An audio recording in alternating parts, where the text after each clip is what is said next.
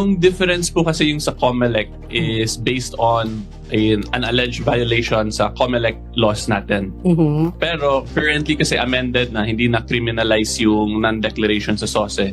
So wala na talagang possible COMELEC liability. Okay. Whereas yung sa ombudsman po kasi yung basis nila was the plunder law, violation of plunder law. Oh. Kasi daw tumanggap si Senator Marcoleta ng funds Oh. na in relation to his office kasi congressman daw po siya nun. Oo. Pero if you would ask me, it is actually defensible yung situation ni Senator Marcoleta considering the timelines.